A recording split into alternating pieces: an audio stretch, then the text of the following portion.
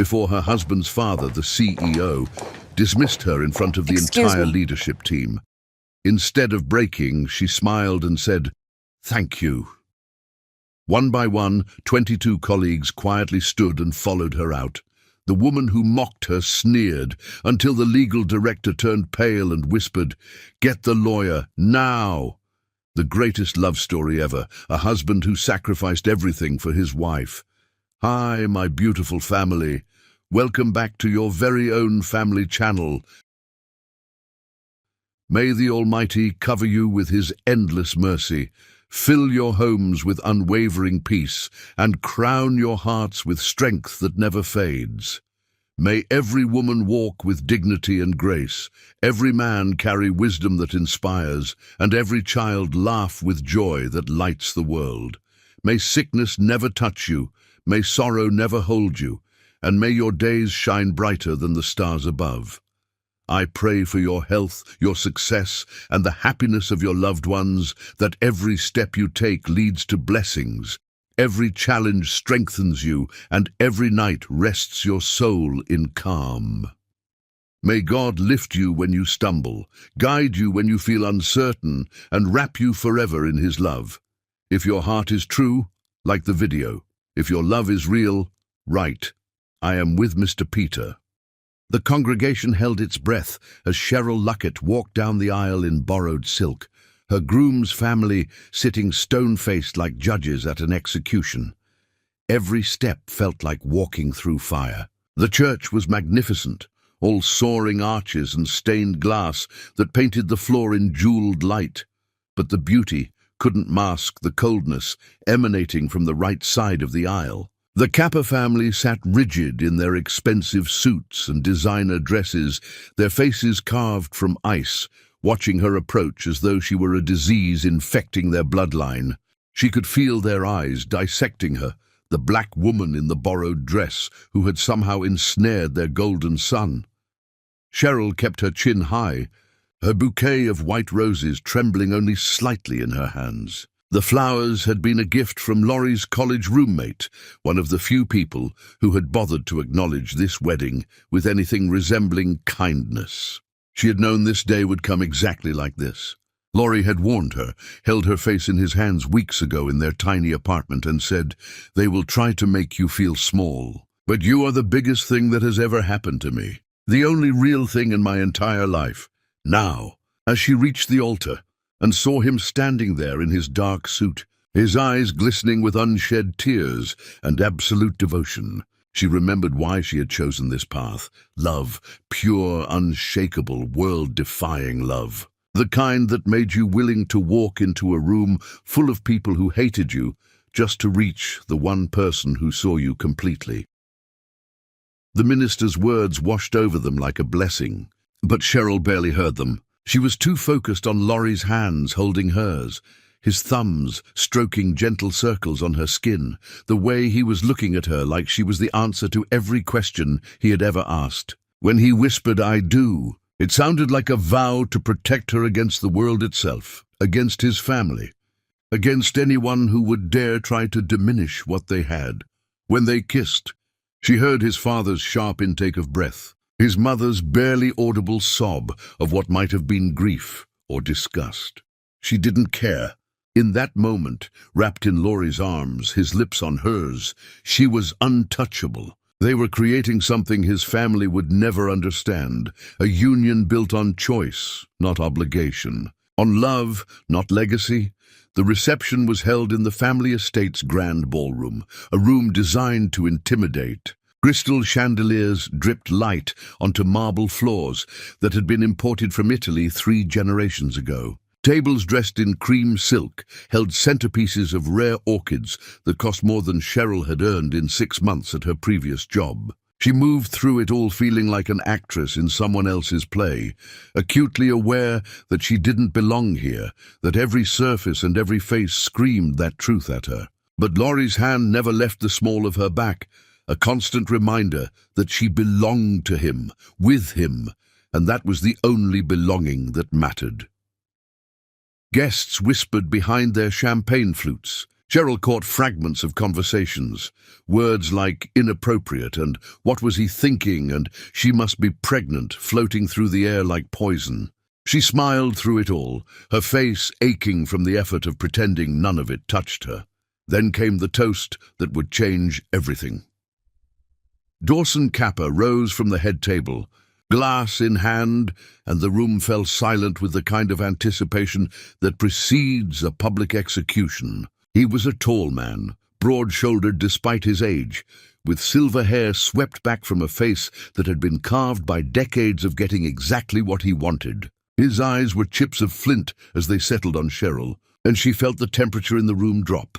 "Marriage," now he began, his voice carrying easily across the hushed room. Each word precisely enunciated is about union, about two families becoming one, about legacy and tradition and understanding where you come from, where you belong in the grand tapestry of history. Cheryl felt Laurie tense beside her, his hand finding hers under the table and gripping it tightly. "Some people," Dawson continued, his lips curving into something that wasn't quite a smile, "marry into families. They understand what it means to carry a name, to honor a heritage, to respect the sacrifices made by those who came before. They understand that marriage is not just about two people, but about dynasties, about bloodlines, about preserving what generations have built." The room was so quiet that Cheryl could hear her own heartbeat pounding in her ears, could hear the rustle of fabric as people shifted uncomfortably in their seats. Others. And here Dawson's voice took on an edge sharp enough to draw blood, "marry into delusions. They believe love conquers all, that passion can replace breeding, that feeling can substitute for belonging. They mistake temporary infatuation for permanent foundation." Gasps rippled through the crowd. Cheryl felt her face burning, felt the weight of 200 pitying or gleeful stares landing on her like physical blows. She wanted to run, to disappear, to prove every terrible thing they thought about her by fleeing in tears. Her hands clenched so tightly in her lap that her nails cut crescents into her palms. "My son," Dawson said, looking directly at Laurie now with something like pity in his cold eyes, "has chosen the latter. He has chosen a fantasy over reality, temporary pleasure over permanent legacy. He has chosen to throw away everything his family has built for a woman who will never, can never truly belong in our world."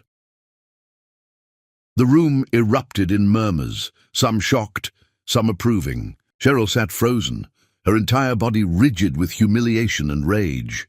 She could feel tears threatening, could feel her throat closing up, could feel every eye in the room watching to see if she would break. Then Laurie stood. He didn't stand quickly or dramatically. He rose with the slow, certain grace of a man who had finally made peace with a terrible but necessary choice. His chair scraped against the marble with a sound like a sword being drawn. Every eye turned to him, the murmurs dying instantly. "Father," he said quietly, and his voice carried in the silence like a bell, "you built your empire on fear, on making people feel small so you could feel large, on crushing anyone who didn't fit your narrow vision of what family should be, what love should look like, what belonging should mean." Dawson's face darkened, a flush creeping up his neck. "Laurie, sit down. You're embarrassing yourself." "I'm not finished." Laurie's voice was steel wrapped in velvet, polite but absolutely immovable. He reached down and took Cheryl's hand, pulling her gently to her feet beside him. She rose on trembling legs, her heart hammering, not knowing what he was about to do, but trusting him completely. "This woman you've just insulted in front of everyone who matters to you is the love of my life. She is brilliant, kind, strong, and more worthy of respect than anyone in this room, including you, especially you." Cheryl's eyes flooded with tears, but these were different tears, not shame, but something fierce and overwhelming. "You built an empire on fear and manipulation," Laurie continued, his voice growing stronger with each word. "You taught me that power meant controlling others, that strength meant never showing weakness, that family was about obligation rather than love. You were wrong about everything that matters. The room was utterly silent now. Guests frozen with champagne halfway to their lips, forks suspended over untouched cake. "She is my life," Laurie said, turning to look at Cheryl with such tenderness that she felt her knees go weak. "She is my choice, my partner, my future, my everything. And if you cannot accept that, if you cannot treat her with the respect she deserves, then you are not my family." "She is." He turned back to his father. End of discussion. Dawson stood there, his face purple with rage and something that might have been fear. His wife clutched at his arm, whispering urgently, but he shook her off. The power in the room had shifted, and everyone could feel it. The patriarch, who had ruled with absolute authority, was suddenly publicly losing control. Laurie looked at Cheryl then, and the look in his eyes made her forget the room, the people, the humiliation. He looked at her like she was the sun, and he had been living in darkness his entire life. Like she was oxygen and he had been drowning. Like she was the first real thing he had ever touched. "Let's go home," he whispered, just for her. They walked out together, hand in hand, down the long aisle between tables of shocked guests. Cheryl kept her head high, kept her steps measured and dignified, refused to give them the satisfaction of seeing her run. Behind them, the room erupted in chaos. Voices rising, arguments breaking out, Dawson shouting something about ingratitude and betrayal. But they didn't look back. They left 200 guests sitting in stunned silence. Left the 7-tier cake untouched with its little bride and groom figurines that looked nothing like them. Left the father who had just tried to destroy them, standing alone at the head table with his glass still raised in a toast that had become a declaration of war. That night, in the small hotel room Laurie had booked for their wedding night, not the grand suite his family had offered with strings attached, but a simple room with clean sheets and privacy and freedom.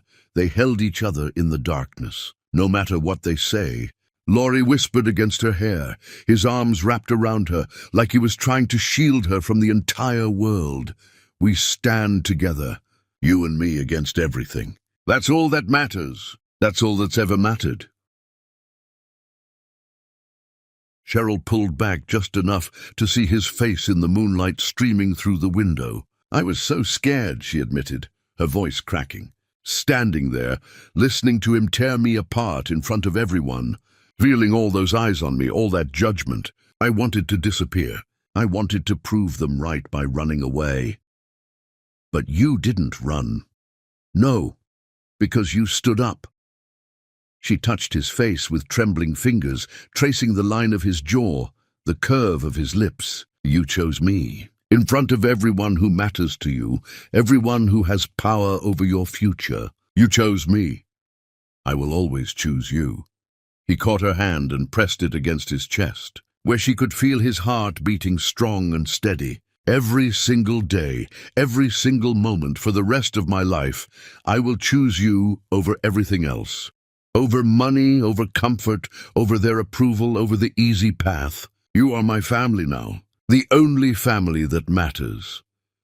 They made love that night with a tenderness born of defiance, their bodies speaking promises their mouths had already made. Every touch was a rebellion, every kiss was a declaration, every whispered word was a vow. Afterward, wrapped in the hotel's plain white sheets, Cheryl felt something shift inside her chest. The fear that had lived there since she first met the Kappa family, the anxiety that had whispered that she wasn't good enough, wasn't right enough, wasn't worthy enough, it began to transform into something else. Fire. Pure, cleansing, strengthening fire. "He wants to break us," she said into the darkness. Her voice steady now. Laurie's arms tightened around her. "He can't break what he doesn't understand. He thinks love is a weakness, a liability, something that makes you vulnerable. He has no idea it's the strongest thing in the world. No idea that two people who truly choose each other become invincible. What happens now? You know he won't let this go. He'll come after us. After me. Now." Laurie kissed the top of her head, breathing in the scent of her hair. "Now we live, we love. We build a life together that's ours, not his. We prove them all wrong, not by fighting them, but by being so genuinely happy that their hatred becomes irrelevant. The next morning, they woke to 17 missed calls from Dawson and a terse message delivered by courier to their hotel room. The envelope was heavy, expensive, marked with the Capper family seal. Inside was a single sheet of paper with a message typed in cold, formal language. Laurie was expected at the family company headquarters immediately. His position awaited him, and Cheryl, the message stated with barely concealed contempt, would be given an opportunity to prove herself useful to the family enterprise. Laurie read the message aloud, his voice tight with anger, then crumpled it slowly in his fist. He's setting a trap. He's going to make your life hell, try to prove you're not good enough, try to break us from the inside. I know. Cheryl looked at him steadily, the fire from last night still burning in her chest. But we walk into it anyway, don't we? Because refusing means losing everything. Refusing means giving up before the fight even starts. Accepting means watching them try to destroy you every single day. It means enduring their cruelty, their mockery, their constant efforts to make you quit. Let them try. The fire burned brighter, hotter. I didn't survive everything in my life. Every moment of being told I didn't belong, every door slammed in my face, every person who looked at me and saw someone less than just to let your father's approval define me. If he wants to test me, I'll pass every test. And when I do, when I prove myself again and again and again, he'll have to watch me succeed despite his hatred. That will hurt him more than any rebellion ever could. Laurie pulled her close, pressing his forehead to hers, their breath mingling. You are the strongest person I have ever known. The bravest, the most magnificent. I learned from the best. She smiled against his lips. You taught me what real strength looks like. Standing up in front of everyone who has power over you and choosing love over fear, choosing what's right over what's easy. That's courage. That's the kind of strength that actually matters. They dressed in silence, preparing for battle in business clothes and determined expressions. Cheryl borrowed one of Laurie's ties to pull her hair back into a severe bun, armor for the war ahead. As they left the hotel hand in hand, stepping out into the morning sunlight, Cheryl looked up at the bright sky and made herself a silent promise. She would not just survive the Capper family. She would thrive despite them. She would excel in ways that made their hatred look petty and small. She would teach them what it meant to underestimate someone who had nothing left to lose and everything to prove. Their love was the only blessing they needed. Everything else was just noise. 3 weeks later, Thessaly Capper cornered Cheryl in the executive washroom, appearing suddenly in the mirror behind her like a well-dressed ghost. The older woman's smile was all venom and ruby lipstick, her eyes glittering with malice. Enjoy your desk while you can, sweetheart, Thessaly said, her voice dripping with false sweetness. Dawson's patience has limits.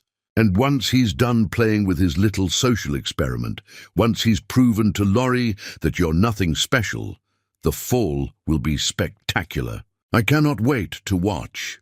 Cheryl met her eyes in the mirror, refusing to look away, refusing to be intimidated. She smiled back, matching Thessaly's cruelty with calm certainty. I look forward to it.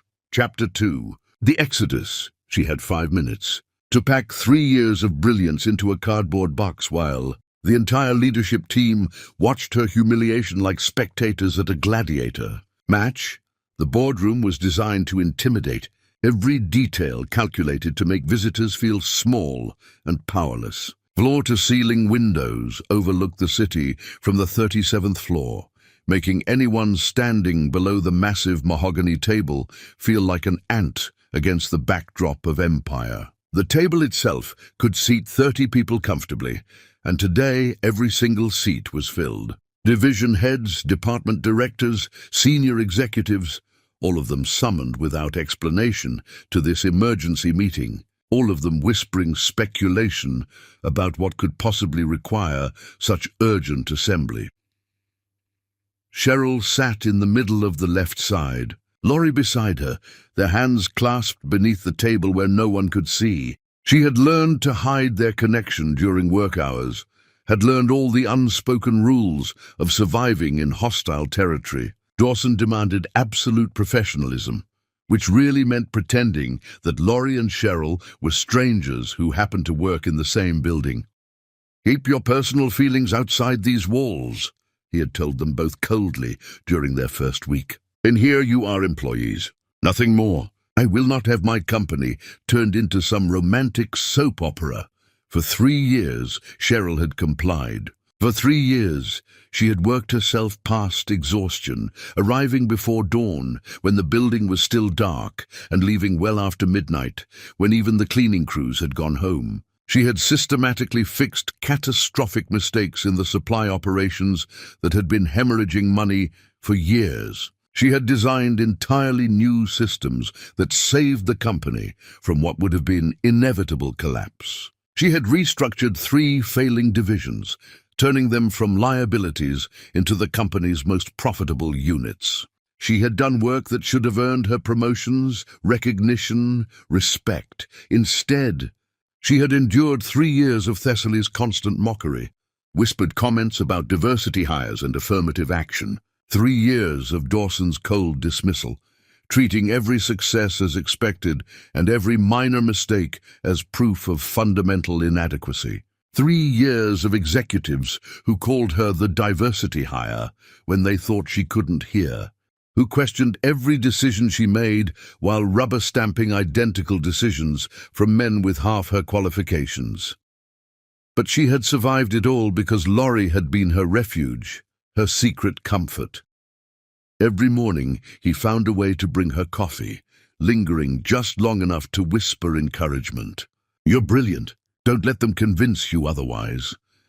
Every evening he waited for her in the parking garage, driving her home, listening to her frustrations, reminding her why they endured this torture. "One day they'll see what I see. One day they'll understand." Cheryl had stopped believing that months ago. They would never see. They were too blinded by their own arrogance, their own hatred, their own fear of anyone who didn't look or sound or come from the same privileged places they did. They would never admit that a black woman from nothing had more talent and intelligence than their entire leadership team combined. Now, sitting in this boardroom with tension crackling through the air like electricity before a storm, she felt the trap spring shut around her. She had known this day was coming, had felt it building for weeks in the way Dawson looked at her, in the whispered conversations that stopped when she entered rooms, in Thessaly's increasingly confident smirks. Dawson stood at the head of the table, his face impassive, carved from granite. He didn't look at her as he began speaking. This company was built on loyalty, on trust, on the understanding that we are family, and family takes care of its own. He paused, letting the words settle like stones. When those foundational principles are broken, when someone proves through their actions that they don't belong here, that they cannot be trusted, that they are actively working against the interests of this family, difficult decisions must be made. Cheryl's stomach dropped. Beside her, Laurie went rigid, his hand tightening around hers with painful intensity. "Effective immediately," Dawson said, finally turning his cold gaze directly on her, his eyes like chips of ice. "Your employment is terminated. You have 5 minutes to clear your personal items from your desk. Security has been notified and will escort you from the building. You are no longer welcome here." The room erupted. Voices rose in shock and protest from several quarters, executives who had worked with Cheryl and knew her value, who understood what her departure would mean. But Dawson raised one hand, and silence fell like a guillotine blade, absolute and final. Cheryl sat very still, her mind racing, her heart pounding so hard she could feel it in her throat. She felt Laurie start to stand, felt his hand tighten around hers, felt him preparing to explode in her defense. But she squeezed back gently, a silent communication they had perfected over years together. "Wait," the pressure said. "Trust me. Let me handle this my way." Slowly, carefully, she released his hand and stood, every eye in the room fixed on her like she was an animal in a zoo, something curious and slightly repulsive to be observed. She met Dawson's gaze directly, And for the first time in 3 years, she let him see exactly what she thought of him. Not with words, not with anger or tears or the breakdown he clearly expected, just with the slight curve of her lips, a smile.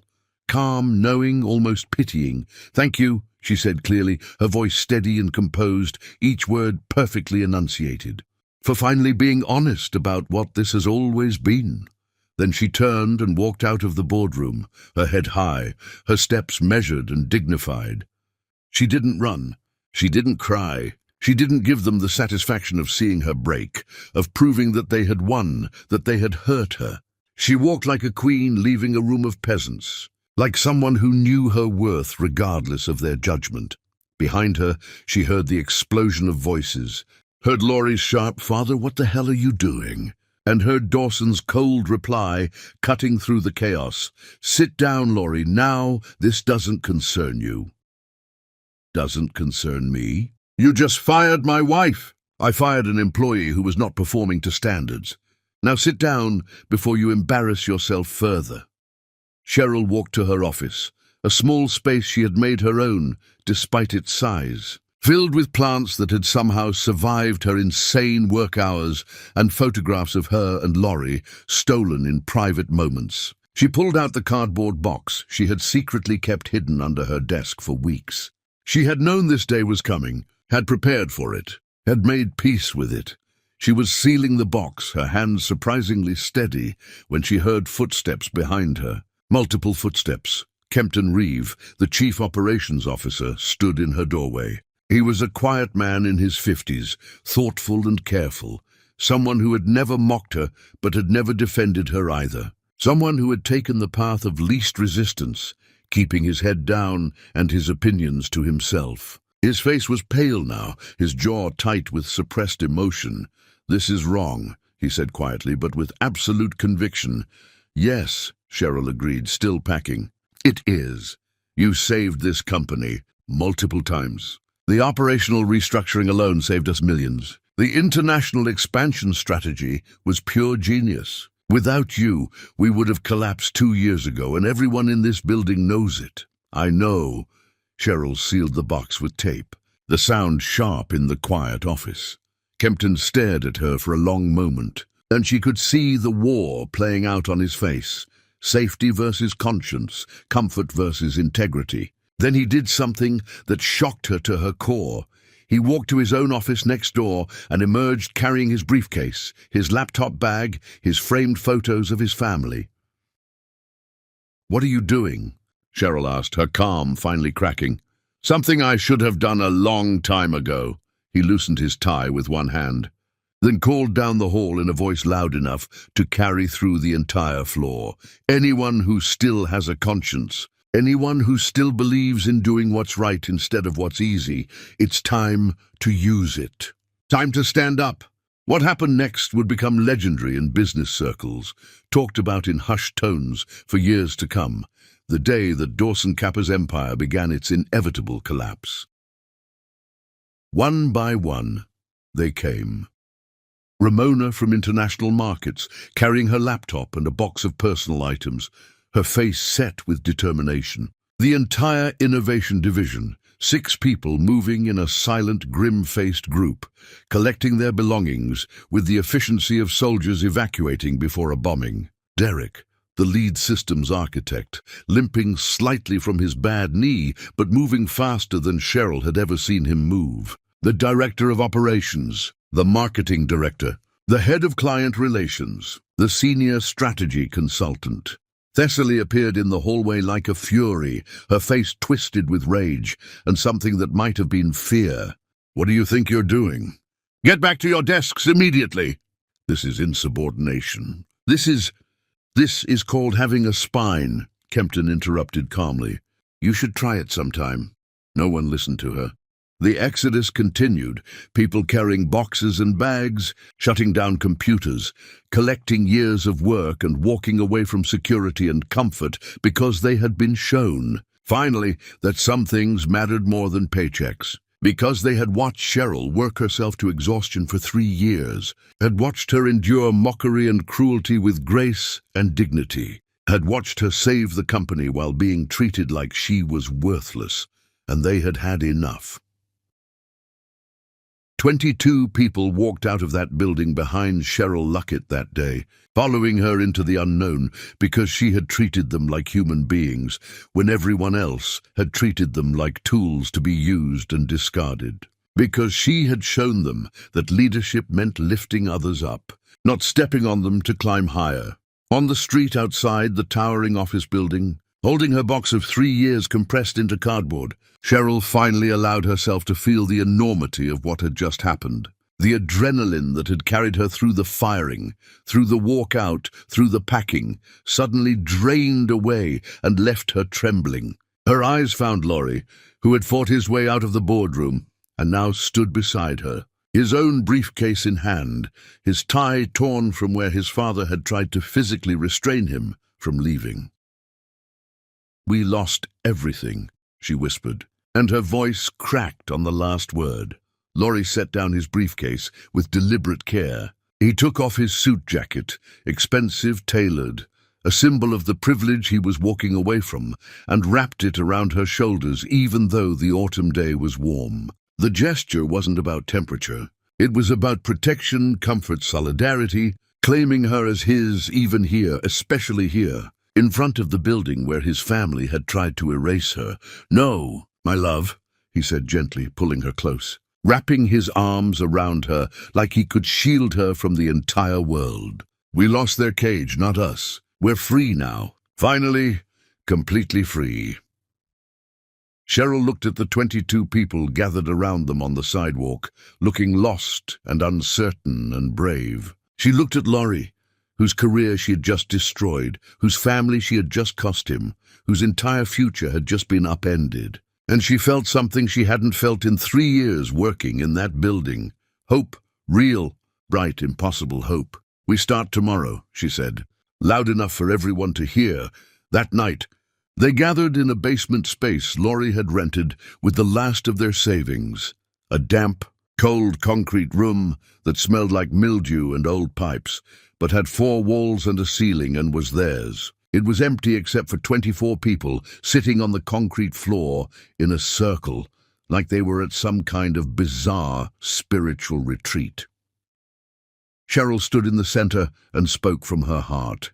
"I don't know what happens next. I don't have all the answers. I don't even know if we can make this work. But I know this: we are not victims. We are survivors. We are the people who stood up when staying seated would have been easier. And together, we're going to build something they can never take from us. Something real." Kempton spoke up from his spot on the floor. "What do we call ourselves? We need a name." Cheryl looked at Laurie, and he smiled at her with such love and pride that she felt her eyes sting with tears. "Call us what we are," he said softly. "A family." They fell asleep that night on the cold concrete floor. Cheryl's head on Laurie's chest, his arms wrapped around her. 22 others scattered around them in sleeping bags and blankets they had brought from home. It was the most uncomfortable and the most beautiful night of Cheryl's life, because they were free. Back in his office tower, Dawson Capper stood at the window, looking down at the 17 empty desks visible from his vantage point. Desks that represented his most talented employees, the institutional knowledge that had just walked out the door. And for the first time in his life, he felt the cold breath of consequence whisper across his neck. Chapter 3. Hunger and Fire. They learned that love tastes like instant noodles eaten at midnight on a floor with no furniture, and somehow it was the most delicious thing they had ever known. The first month was brutal. They had no clients, no contracts, no reputation outside of being the people who walked out on Dawson Capper. The 22 who had followed them were loyal beyond measure, but loyalty didn't pay rent or buy groceries or cover the mounting bills. Savings evaporated like water on hot concrete. The basement office that had seemed temporary became their entire world. Cheryl worked 20-hour days, making hundreds of calls, writing proposals until her fingers cramped. Most doors slammed in her face. Dawson's reach was long, his influence poisonous. Potential clients would listen politely, then cite vague concerns about reliability, coded language meaning Dawson had warned them away.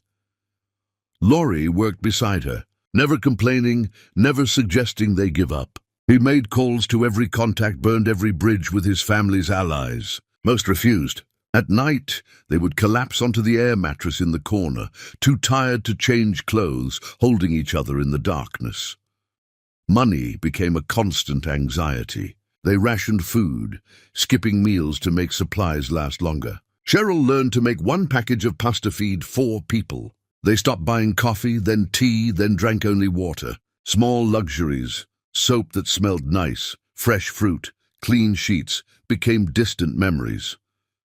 On Cheryl's birthday, Laurie used their last few dollars to buy instant noodles and 1 candle. He cooked carefully, dividing the noodles into 2 bowls, and lit the candle after everyone had gone home. "Happy birthday, my love," he whispered.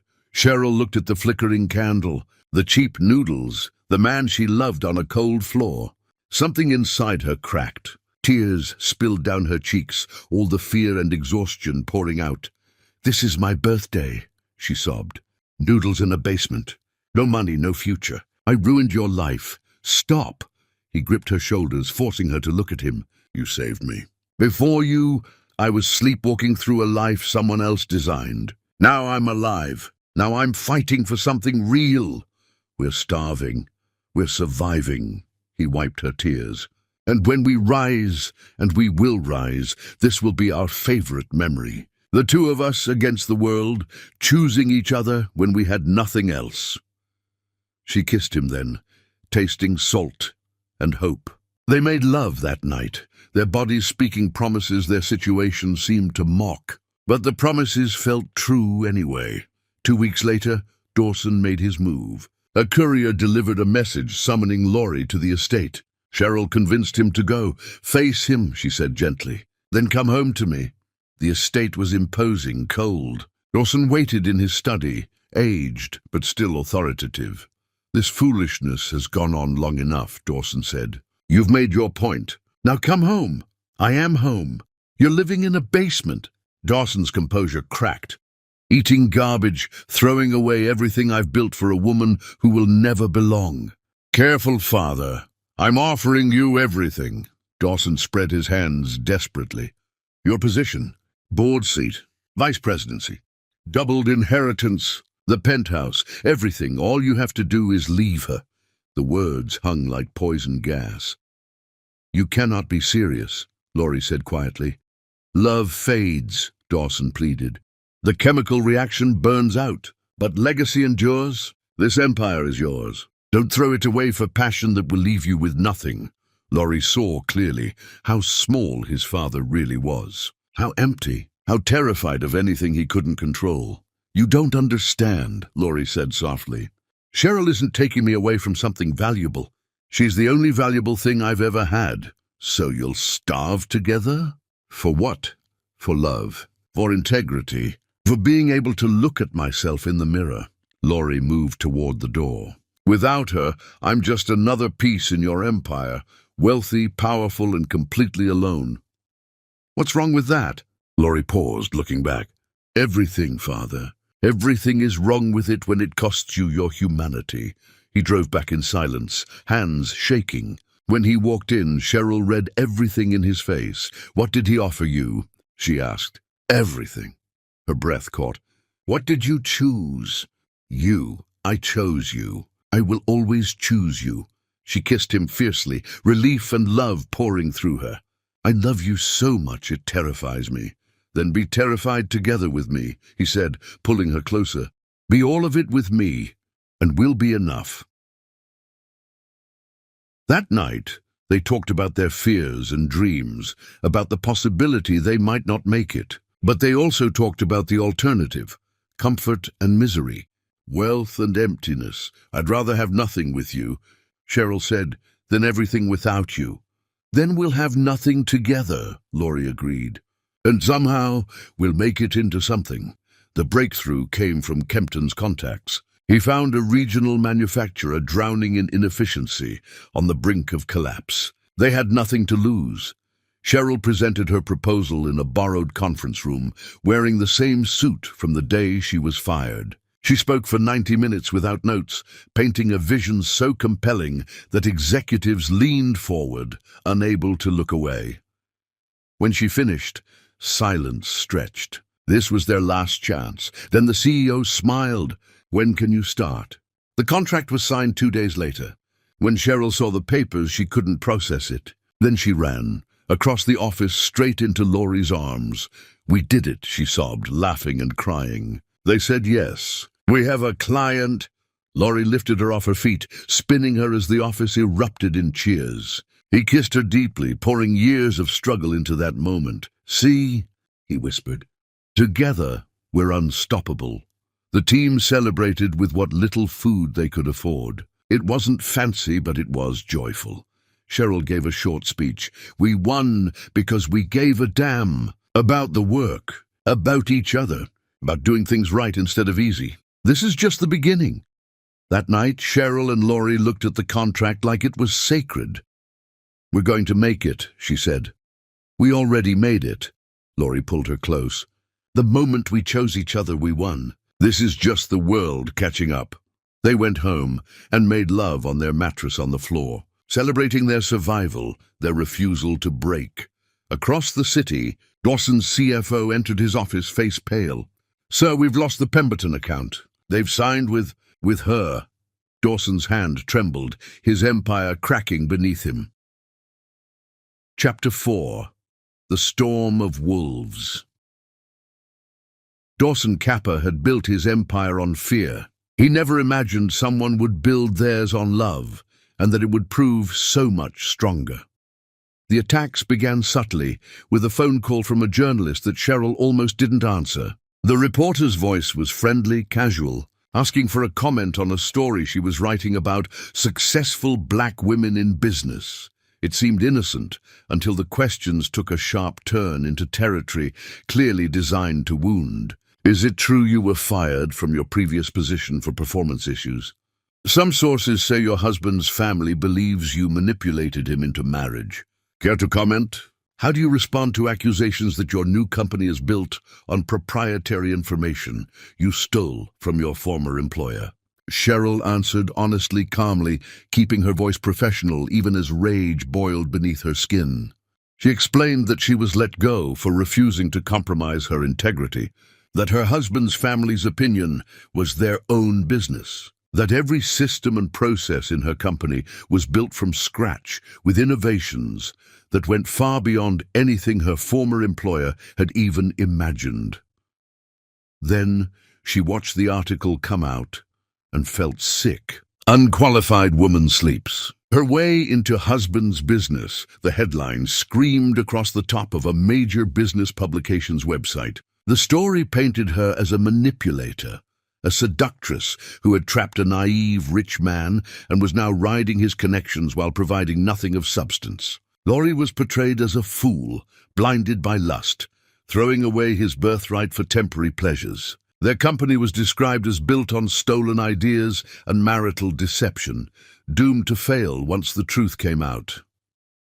More articles followed in a coordinated wave. Anonymous sources, clearly people who had never even spoken to Cheryl, gave interviews describing her as difficult, unprofessional, incompetent, vindictive. Former colleagues whose names she didn't even recognize claimed she had been a nightmare to work with, that everyone at the old company was relieved when she left. Her face appeared in business publications alongside words like controversial and questionable and problematic, each article citing the others in a self-referential loop of manufactured scandal. The campaign was coordinated, vicious, clearly funded by someone with deep pockets and deeper grudges. Someone who knew exactly how to weaponize media to destroy reputations. "It's my father," Laurie said grimly one evening, reading the latest hit piece on his laptop. "This has his fingerprints all over it. These aren't organic stories. Someone is paying these journalists, feeding them information, probably offering them access to sources they want in exchange for running these pieces."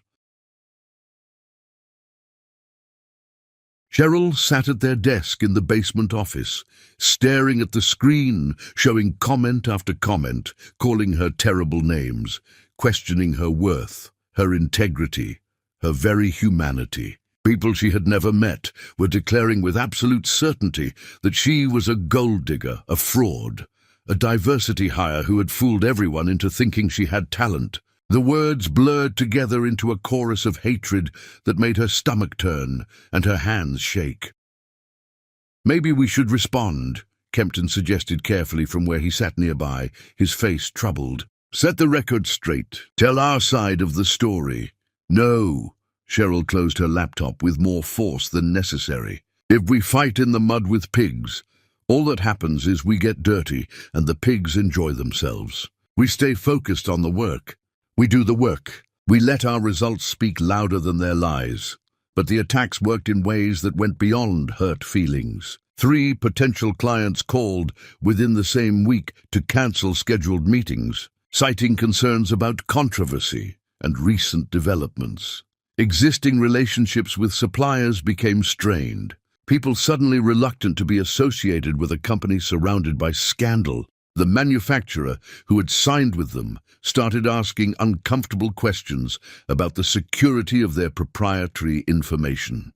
Laurie watched his wife absorb blow after blow, maintaining her professional composure during work hours, but crying herself to sleep at night. Her body shaking with silent sobs she tried to hide even from him. He watched her get up every morning despite the pain, put on her armor of professional clothes and confident smiles, and face another day of character assassination. And something inside him snapped. He booked himself on a live national business program without telling anyone, calling in favors from college contacts who remembered him before his father's poison spread through their social circles. The host, a woman known for asking brutal questions and destroying unprepared guests, agreed immediately when she heard about the Kappa family drama. Cheryl only learned about it when Laurie texted her at noon. "Turn on Channel 7, right now." Trust me, she and the entire team gathered around someone's laptop, streaming the show, and Cheryl felt her heart climb into her throat as she saw Laurie sitting across from the famously ruthless interviewer. "Mr. Capper," the host began without preamble, her voice sharp, "there are serious questions being raised about your wife's qualifications and your new company's legitimacy. Allegations of theft, manipulation, fraud. What do you say to critics who claim this is all smoke and mirrors built on stolen information and marital deception?" Laurie looked directly into the camera, and when he spoke, his voice was clear and unwavering, filled with quiet conviction.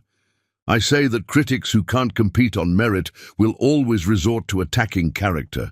It's the last refuge of mediocrity. My wife is the most brilliant strategist I have ever known, and I've worked with some of the most educated and experienced people in this industry. She doesn't just solve problems. She sees solutions that no one else even imagines. She has transformed failing systems into thriving ones. She has outworked, outthought, and out-innovated everyone who has tried to compete with her. That's why they're afraid. But the allegations of stolen proprietary are lies." Laurie's interruption was polite but firm, his jaw set. "Complete fabrications spread by people who are terrified of what she represents. Someone who doesn't need their approval to succeed. Someone who can build something real with integrity instead of fear. Every single system, every process, every innovation in our company was built from scratch. We have documentation, timestamps, witnesses, but more importantly, our work speaks for itself."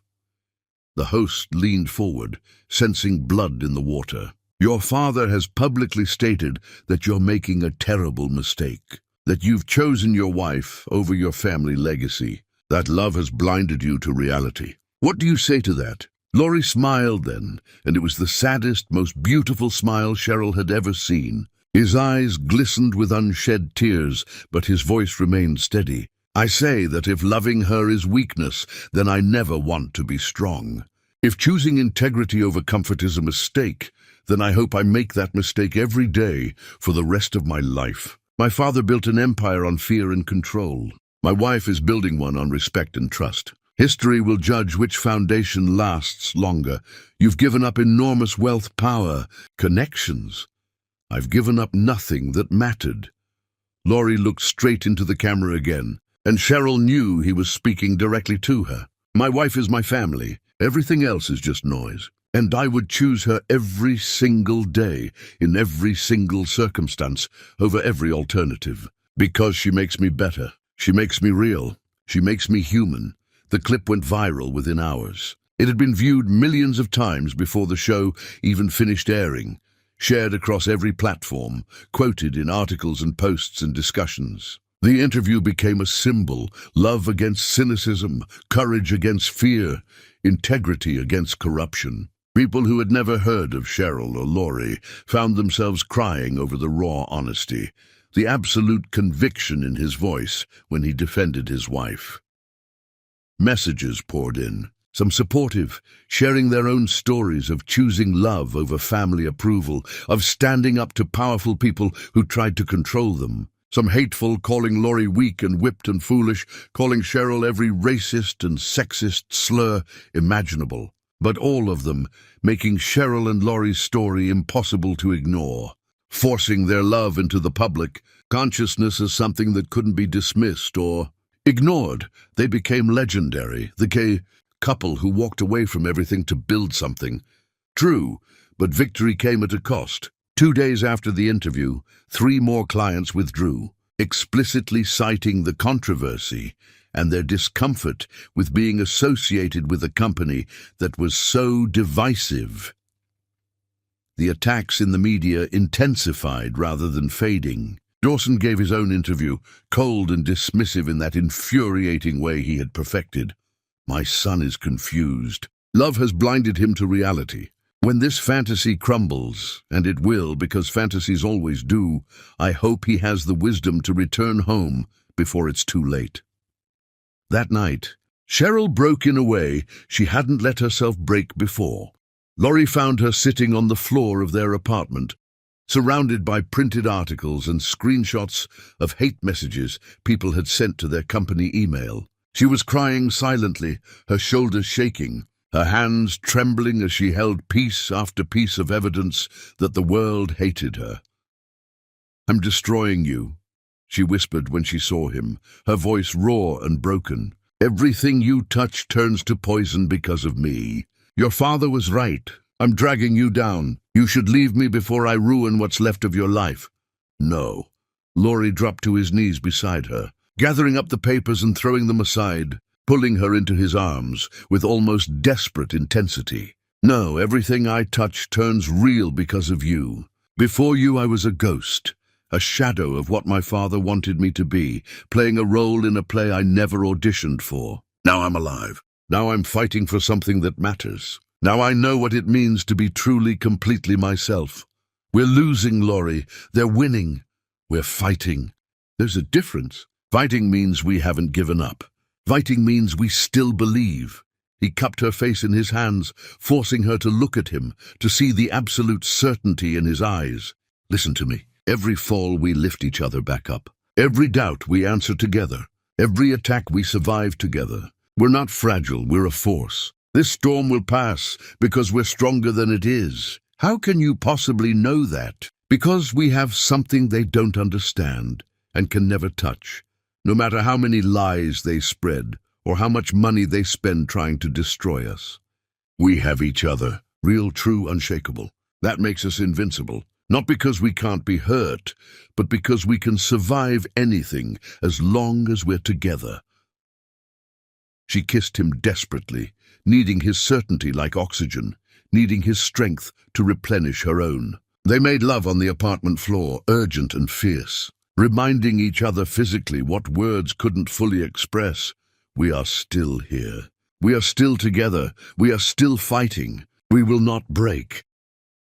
The next morning they returned to the basement office with renewed determination. The 22 colleagues saw their leader's unshakable bond and worked with double devotion, inspired by love that could survive this kind of sustained assault and emerge not weaker but stronger.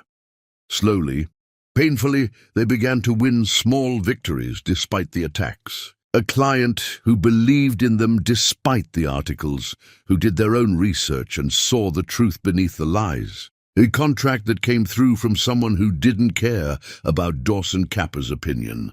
Positive results from their first client that spoke louder than any accusation. Systems working better, efficiency improving, profits increasing in measurable, undeniable ways. They were surviving. And in surviving, they were proving that love was not a weakness, but the strongest weapon they had. Thessaly walked into Dawson's office without knocking 3 months after the exodus, carrying a folder with trembling hands. Her face was pale, her usual confidence replaced by something that looked uncomfortably like fear. "Father, you need to see their third quarter results." She placed the folder on his desk like it might explode. "They're not just surviving, they're growing fast." Chapter 5. The Foundation of Loyalty. Empires built on fear crumble when fear fades. Empires built on loyalty stand forever. The 22 colleagues who had followed Cheryl out of Dawson's building didn't just work for her, they believed in her with the kind of fervor usually reserved for prophets. She had proven day after day that she saw them as human beings, with lives and families and dreams, rather than instruments to be used and discarded. When Derek came to Cheryl's desk with red-rimmed eyes and trembling hands, she knew something terrible had happened. "My daughter needs surgery, heart valve replacement. Insurance won't cover it all. I need $15,000 by next week." His voice broke. I didn't know who else to ask. Cheryl didn't hesitate. "How much do you actually need? Not minimum. How much for the best care and no debt after?" He stared at her. $25,000 would cover everything. Cheryl wrote the check for $30,000. "The extra is for you and your wife to take time off. Family comes first, always." Derek broke down, and Cheryl held him while Laurie watched and fell in love with his wife all over again. This was who she was, someone who would give everything to protect the people she cared about. When Ramona's mother passed suddenly, Cheryl and Laurie didn't just send flowers. They attended the funeral 2 hours away, stayed for the entire service, and helped clean up afterward. "You didn't have to come," Ramona said through tears. "You have so much else to worry about." "Yes, we did," Cheryl replied. "We're family. That's what family does." These moments built loyalty deeper than paychecks. The team worked insane hours because they believed in what they were building, in the idea that a company could be both profitable and humane. Still, life was hard. Cheryl and Laurie's apartment was barely furnished. They slept on a mattress on the floor because every spare dollar went to the company, to their people. Cardboard boxes served as tables. Their clothes were years old, worn thin. One evening, Cheryl laughed suddenly, surprising Laurie. "Look at us," she said. "We're making decent money now, and we still have nothing. We have each other." "I know. That's what's funny. We're richer than them. We have peace. Your father has mansions and he's miserable. We have nothing and we're happy." Laurie kissed her head. "I would choose this apartment over his mansion every single day." They made love slowly that night, savoring every touch. Afterward, wrapped in threadbare sheets, Cheryl felt complete contentment, not happiness from having everything, but peace from having exactly what mattered. The breakthrough came from Cheryl's months of work on a revolutionary approach to operations management. Through Kempton's connections, she found herself presenting to a massive national corporation. They were skeptical, traditional, and had heard the ugly rumors. But they were desperate. She presented for 3 hours, speaking with passion about transforming entire systems. She showed models, projections, case studies from their first client, whose metrics had improved beyond expectations. When she finished, the boardroom was silent for so long her heart began to sink. Then the CEO leaned forward with a genuine smile. "This is the most brilliant thing I've heard in 30 years in this industry. When can you start?" The contract was worth more than Dawson's entire company made in a year. When Cheryl saw the signed papers, she couldn't process it. Then she ran across the office straight into Laurie's arms. "We did it," she sobbed. "The contract they signed. It's huge." Laurie lifted her off the ground, spinning her as the office erupted. He kissed her deeply. Years of struggle poured into that moment. "Your brilliance," he whispered, "is my favorite thing in the entire world." The team celebrated with real food, good food. Cheryl gave a speech. "We won because we refused to compromise. We treated people like family. We chose truth over convenience. We built loyalty instead of fear." That night, looking at the contract, Cheryl said, "We're really going to make it." "We already made it." Laurie pulled her close. "The moment we chose each other, we won. This is just the world catching up." They made love, celebrating their survival, their refusal to break. As they fell asleep, Cheryl felt hope blooming. Everything they had sacrificed was paying off in ways more beautiful than she had dared to dream. Across the city, Dawson's CFO entered, face pale. "Sir, we've lost the Pemberton account. 15 years, 20% of our revenue they've signed with her." Dawson's hand trembled as he reached for his scotch, his empire cracking like thin ice over deep water. Chapter 6. The Cracks. In the dynasty, karma doesn't shout, it whispers, and then it takes everything. The first crack in Dawson Kappa's empire appeared so subtly that he almost missed it, dismissed it as an anomaly rather than a harbinger of collapse. A longtime client, someone whose family had done business with the Kappas for 3 generations, called to say they were exploring other options. When Dawson pressed, when he reminded them of decades of partnership and mutual benefit, they cited vague concerns about future direction and innovative approaches that his company apparently lacked. Innovative approaches, fresh perspectives. The words tasted like ash in Dawson's mouth because he knew exactly where those phrases had come from, whose influence was spreading through his industry like a disease. Within months, more cracks appeared with increasing frequency. Another major client left, then another, citing the same infuriating language about innovation and fresh thinking. Investment opportunities that had seemed certain, that he had been assured were locked in, suddenly fell through. Partners who had been reliable for years started questioning his decisions, his strategy, his leadership. The stock price began. A slow, steady decline that turned into a concerning slide. Board members who had been docile rubber stamps started asking uncomfortable questions at meetings, demanding explanations for declining revenue and market share. The empire that had seemed invincible just a year ago started showing its age, its weaknesses, the rot that had been hidden beneath shiny surfaces and intimidating facades. Meanwhile, across the city, Cheryl's company was thriving in ways that seemed almost impossible. The large national contract had opened floodgates. Other companies came calling, wanting to know about this innovative approach everyone was talking about, this woman who had transformed struggling operations into thriving enterprises. Her name appeared in business publications. Positive articles now, profiles of her revolutionary methods, interviews where journalists hung on her every word.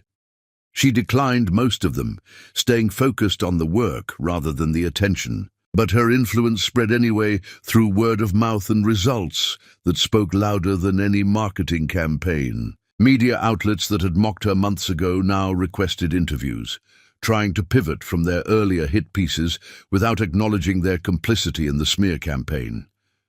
Cheryl turned them all down with polite firmness, refusing to give them redemption or another chance to twist her words. Dawson noticed everything. He read every article, watched every mention, searched for her name obsessively like picking at a wound that wouldn't heal. He saw his son's face in photographs beside his wife, both of them looking genuinely happy. In a way Dawson had never seen Laurie look during all his years living under his father's roof. The happiness in those photos made something twist in Dawson's chest, though he would never have named it as regret or shame.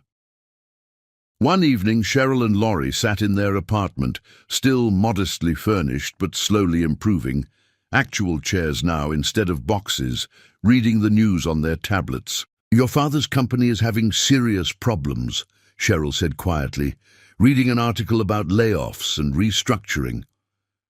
"I know." Laurie's voice was carefully neutral. "Does that make you feel—" She searched for the word, wanting to be honest, but not wanting to assume vindicated. Happy? Satisfied? Laurie set down his tablet and looked at her with such seriousness that she knew he had been thinking about this question for a while. "No, it makes me sad. He built something real once, before fear turned him into what he became, before controlling everything became more important than building something worth having. Now he's watching it crumble, because he never understood that you can't sustain an empire on fear alone. Fear works until people stop being afraid." Cheryl moved closer to him, taking his hand in both of hers. "We won with love, not hate. That matters to me. It would have been so easy to want revenge, to enjoy his suffering, to gloat. But it doesn't feel good. It just feels sad." "Yes." He kissed her forehead, pulling her against his side where she fit perfectly. "That's what makes you better than him. Better than all of them. You understand that destroying your enemies makes you more like them, but building something beautiful makes you yourself." The knock on their apartment door that evening was so unexpected that they both froze, looking at each other with matching expressions of confusion and concern. No one ever visited unannounced. Laurie opened the door cautiously and found his mother, Hollis Capper, standing in the hallway. She had aged terribly in the year since they had last seen her. Her face was drawn, her expensive clothes hanging loosely on a frame that had lost too much weight too quickly. Her eyes were red from what looked like weeks or months of crying. She looked at her son with desperate hope mixed with shame. "May I come in?" she asked quietly, her voice cracking. Laurie looked back at Cheryl, who nodded slowly despite the tightness in her chest. He stepped aside, letting his mother enter their modest home. Hollis looked around at the simple furniture, the small space that was probably smaller than her walk-in closet, and something in her face crumbled like old paper. "You're living like this," she whispered, seeming genuinely shocked. "I didn't know. I didn't realize." "What do you want, Mother?" Laurie asked, not unkindly but not warmly either. Hollis turned to Cheryl, and fresh tears spilled down her cheeks, cutting through carefully applied makeup. "Please," she said, her voice breaking completely. "Please help us. The family is falling apart. Your father-in-law won't admit it, he's too proud. But we're in serious trouble. Clients are leaving in droves. The money is disappearing faster than we can track. The lawyers say we might lose everything, the house, the company, all of it. Please, I'm begging you." Cheryl stood very still, looking at this woman who had sat silent at her wedding while Dawson destroyed her, who had watched her son choose between his family and his wife and said nothing, did nothing, chose comfort over courage every single time, who had never once called during their months of poverty to check on them, to offer help, to even acknowledge their existence. "Where were you?" Cheryl asked quietly, each word precisely placed like stones in a wall. "When I was abandoned. Where were you when your husband humiliated me in front of everyone who mattered? Where were you when we were sleeping on floors and eating one meal a day? Where were you when your son needed his mother?" "I was afraid," Hollis sobbed, her whole body shaking. "I was a coward. I know that. I've always known it. But please, I'm begging you. We're family." "No." Cheryl's voice was gentle but absolutely firm, unmovable as stone. "You are his family. We are ours. You cannot buy loyalty with regret. You cannot undo years of silence with sudden tears. You chose your side when it mattered, when standing up would have cost you something. Now you have to live with that choice." Hollis turned to Laurie, reaching for him with trembling hands. Son, please. I know I failed you. I know I should have stood up for you, for your wife. But I'm your mother. Don't! Laurie stepped back, his hand finding Cheryl's, their fingers lacing together with practiced ease. She's right. You chose father over us. You chose comfort over integrity. You chose silence when speaking up would have mattered. I'm sorry you're suffering. I genuinely am. But we cannot save you from consequences you helped create. Hollis left crying, her sobs echoing in the hallway long after the door closed. After she was gone, Cheryl and Laurie held each other in heavy silence. It wasn't a moment of triumph or vindication. It was sad and necessary and painful in the way that setting boundaries always is when love and hurt get tangled together. Did we do the right thing? Cheryl asked quietly. Yes, Laurie said with absolute conviction. Helping them wouldn't heal them or teach them anything. It would just delay the lesson they desperately need to learn, that fear and cruelty eventually consume everything they touch. 2 weeks later, new attacks came from a different direction. Competitors, seeing Cheryl's rapid success and recognizing the threat she represented, began their own coordinated campaign. But these were more sophisticated than Dawson's crude smears. Whispers spread through industry circles about an inappropriate relationship between Cheryl and Kempton. Accusations of financial impropriety, of cooking books to make their results look better than they actually were. Lies designed not just to hurt Cheryl, but to splinter the partnership, to drive a wedge between her and Laurie with the oldest weapon in the playbook, sexual jealousy. The tabloids picked up the stories with gleeful malice. Photographs of Cheryl and Kempton leaving a perfectly innocent business dinner were cropped and angled to suggest intimacy. Captions dripped with insinuation and poison. The stories were absurd to anyone who actually knew them, easily disproven with basic fact-checking. But they spread like wildfire anyway, because scandal is more interesting than truth.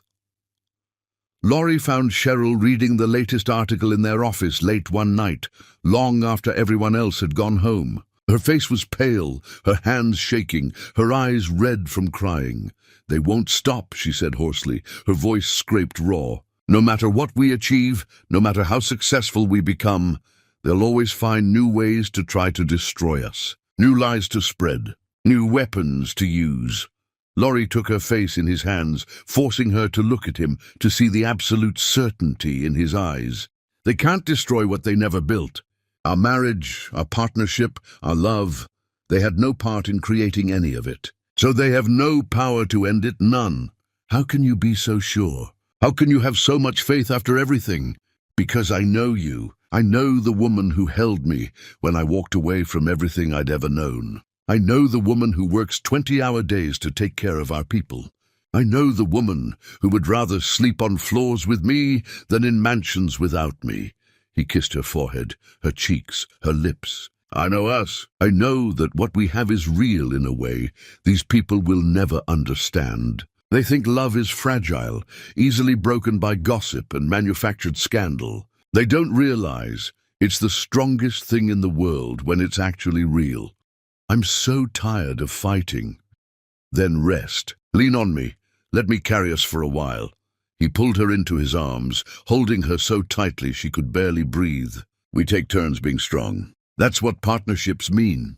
They made love that night, slowly, tenderly, in their office on the couch they had finally been able to afford. They reminded each other with their bodies what tabloids could never touch, what lies could never diminish. The absolute truth of their connection, the unshakable foundation they had built together through fire and flood. The next morning, they released a single statement through their lawyer. Simple and clear. "Our marriage is built on trust that was earned through years of choosing each other, when choosing each other was the hardest thing in the world. Lies are just noise." They said nothing else, gave no interviews, provided no additional comments. They let their relationship speak for itself through their actions. The way Laurie still brought Cheryl coffee every morning. The way she still touched his hand when they passed in the office. The way they looked at each other in meetings like no one else existed, like they were sharing a private joke that the rest of the world would never understand. The attacks faded because there was nothing to sustain them. Truth is boring. Love that simply endures, that refuses to engage with drama, doesn't make good headlines. Eventually, even the tabloids moved on to easier targets, people who would fight back and create the conflict that sells papers. Cheryl and Laurie endured. They always endured. That was their superpower. The ability to keep choosing each other, keep building together, keep loving each other through everything the world threw at them. An embossed invitation arrived one morning, delivered by courier in a heavy envelope. Cheryl was invited to speak at the Global Economic Forum, the most prestigious gathering in the business world. The same stage Dawson had dominated for 2 decades. The same platform he had used to lecture others about leadership and success while his own empire rotted from within. Cheryl held the invitation in trembling hands and looked at Laurie. "This is real. This is actually happening. You deserve it," he said simply. "The world is finally catching up." Chapter 7. The Rise of the Phoenix. She stood before thousands, a woman who'd been given 5 minutes to clear her desk, and now the world waited on her every word. The Global Economic Forum was held in a massive convention center that seemed designed to make even confident people feel small, all glass and steel and modern architecture that reached toward the sky, like a cathedral to capitalism. Thousands of executives, thought leaders, innovators, and journalists gathered from around the world, the most powerful people in business, all converging on this single place. The main auditorium could seat 10,000 people, and every single seat was filled, with hundreds more standing in the back and lining the walls.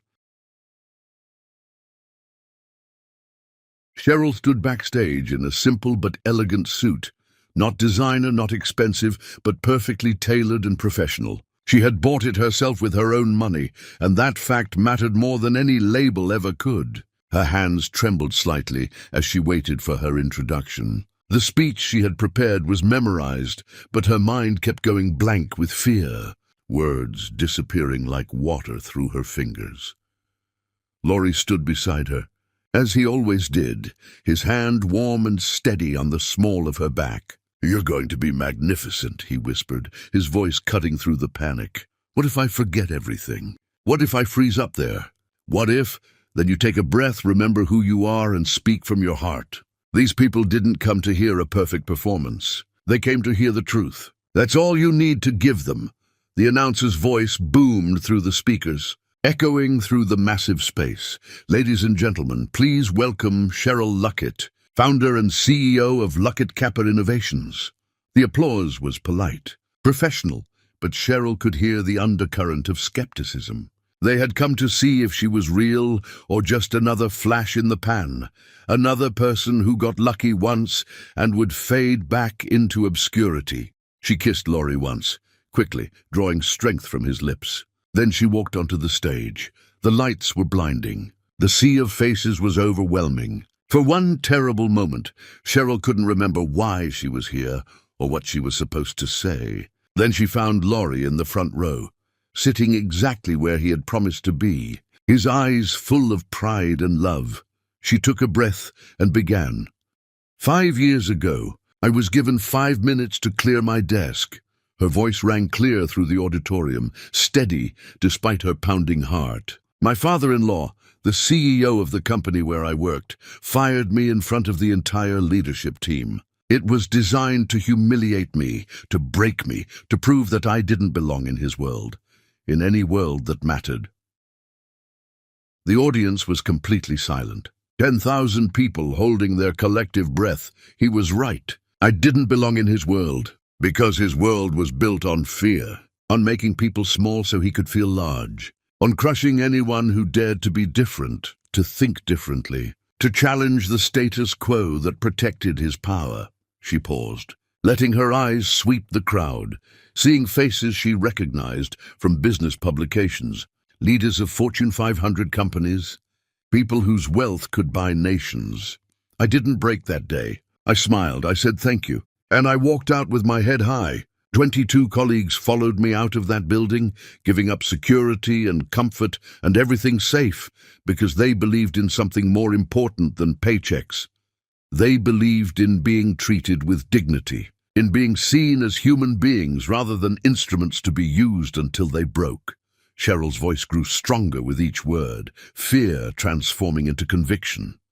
They tried to bury me after that. They tried to bury all of us. They spread lies, launched smear campaigns, used every ounce of power and influence and money to destroy what we were building. They made calls to every potential client, warning them away. They planted stories in media outlets questioning my competence, my integrity, my very humanity. They weaponized racism and sexism and every tool of oppression they could find. The audience stirred, uncomfortable perhaps, but unable to look away. They forgot something crucial.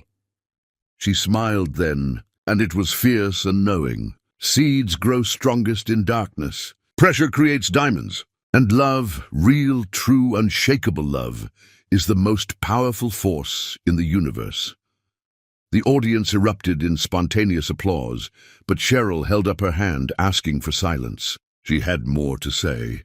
I'm not here to talk about revenge or vindication. I'm here to talk about a different kind of power. The power that comes from lifting others up instead of tearing them down. The power of building something real instead of projecting an illusion of success while everything rots beneath the surface. The power of choosing integrity when cruelty would be easier, when cruelty would be more profitable, when cruelty is what everyone expects. She looked directly at Laurie again, and her voice softened with emotion.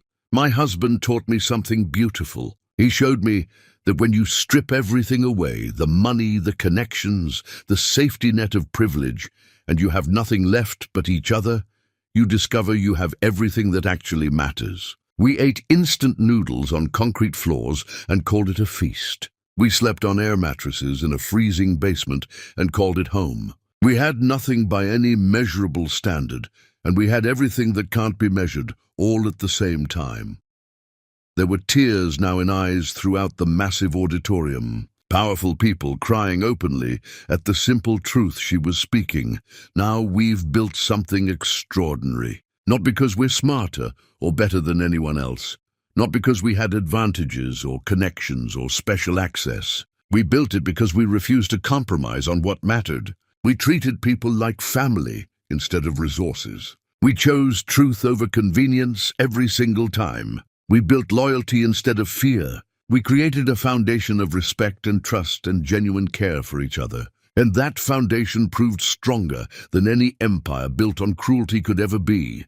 The standing ovation started before she finished her last sentence. It rolled through the auditorium like thunder, 10,000 people on their feet, applauding until their hands must have ached, some crying. All of them moved by the raw honesty she had offered them.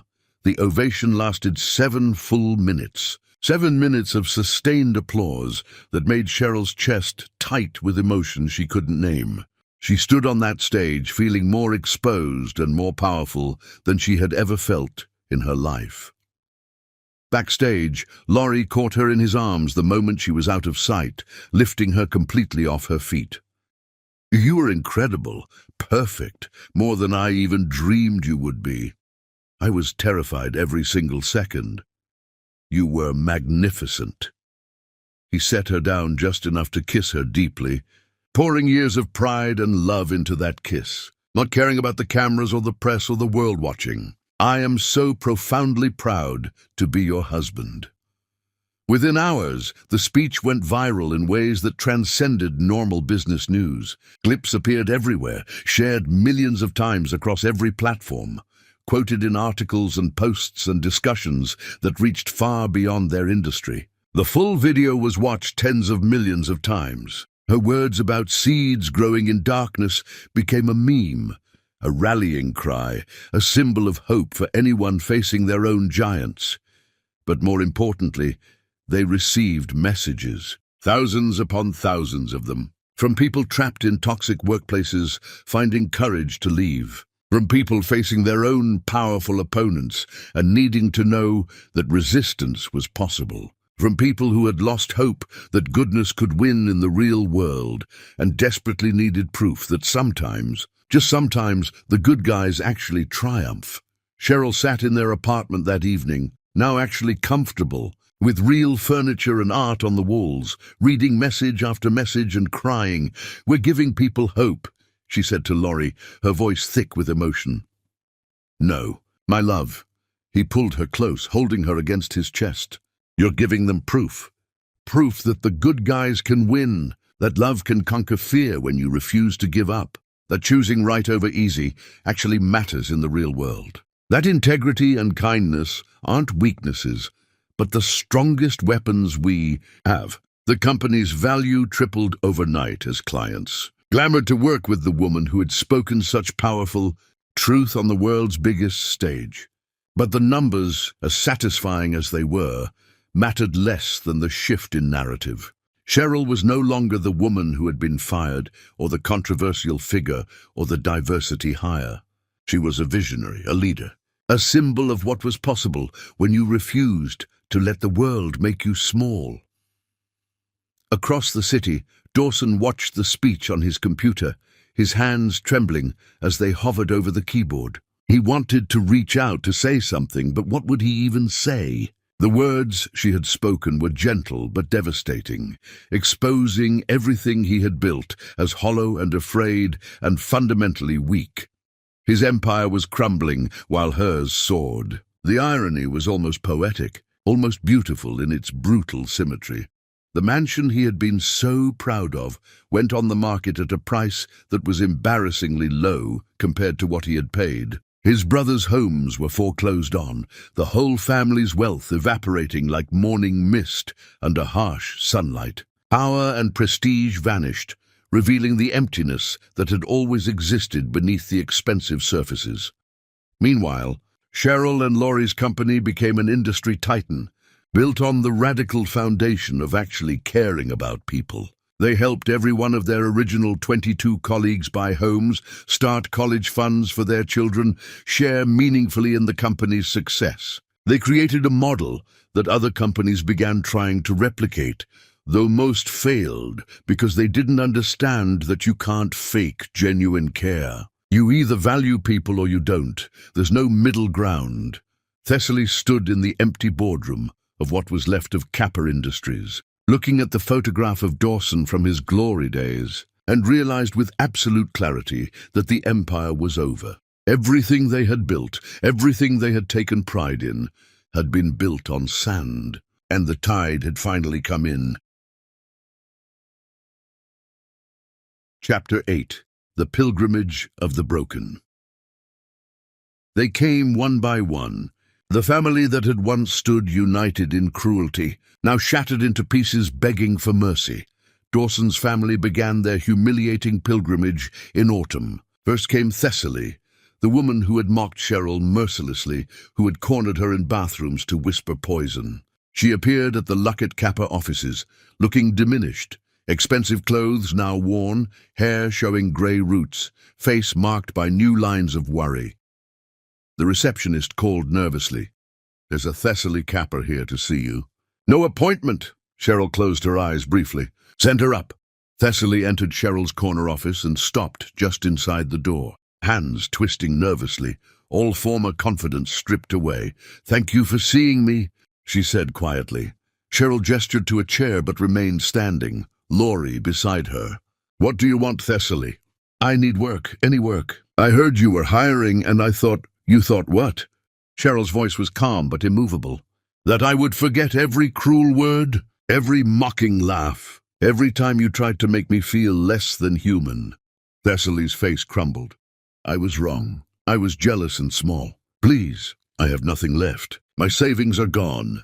I can't find work anywhere. I just need a chance." Cheryl felt nothing. No anger, no satisfaction, just a quiet boundary. "No," she said simply. "Please, you had chances, Thessaly. To be kind when I was vulnerable, to stand up when your nephew was choosing between family and wife, to be human. You chose cruelty. Now you live with that choice. Thessaly left sobbing, and Cheryl watched with something like pity, but mostly exhaustion.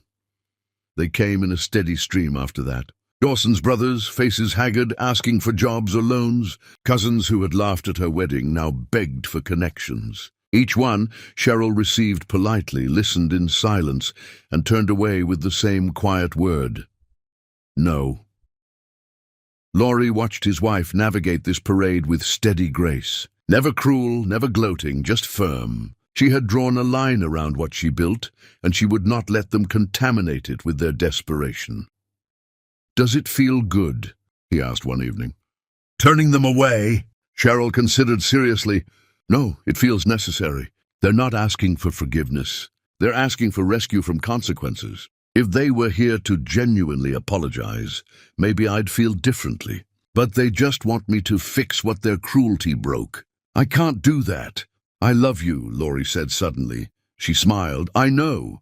That's the only reason I survived long enough to be standing here." Then came the audacious offer. Dawson's lawyers arrived with contracts offering Cheryl complete control of what remained of Kappa Industries. Full ownership. The family would step aside entirely. Cheryl read carefully. It was legitimate, properly drafted. They were offering her the kingdom, admitting defeat in the most formal way possible. She set down the papers. "Tell Dawson my answer is no." "Ms. Luckett, this is incredibly generous." "I don't fix ruins," she interrupted gently. "I build futures. His company is finished because it was built on fear. That foundation has cracked beyond repair. Taking control would be like putting makeup on a corpse. It's still dead." The lawyers left baffled. Laurie squeezed her hand, the only approval that mattered. Media covered every rejection. Public opinion split sharply. Some called Cheryl vindictive. Others called her a symbol of strength, a woman who had earned the right to protect what she built. Cheryl read none of it. Other people's opinions were noise. The only opinions that mattered belonged to people she loved and respected.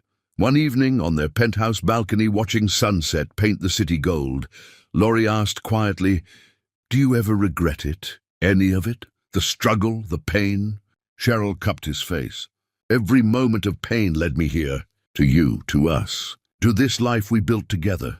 How could I regret the path that brought me to the only thing that has ever truly mattered?" She kissed him as the sun disappeared, and they stood in gathering darkness. Two people who had chosen each other when they had nothing else, and who would make that choice again every day. Their love had survived everything. It would survive anything. Dawson's assistant placed a message on his desk the next morning, voice gentle with pity. "Mr. Kappa, your son and daughter-in-law are visiting the estate tomorrow. They've requested you be present." Chapter 9, The Gathering Storm. The house that had once symbolized power now stood hollow, its halls echoing with the ghosts of arrogance past. Cheryl and Laurie drove through the gates of the Kappa estate in silence, the iron bars opening with a groan that sounded almost mournful. The grounds were still maintained, but with visible neglect, hedges growing wild in places, leaves floating in the fountain that used to run crystal clear, paint peeling near the guest house that had once hosted foreign dignitaries and business titans. Even the landscaping reflected what was happening inside, an empire in its death throes, trying to maintain appearances while everything crumbled beneath. Behind them, in two separate vehicles, came 12 of their most senior colleagues, witnesses. Cheryl had insisted on bringing them, needing people who understood the full journey, who had walked this entire impossible path from basement floors where they slept without pillows to boardrooms where they commanded respect and power. People who knew what this moment meant, what it had cost to arrive here.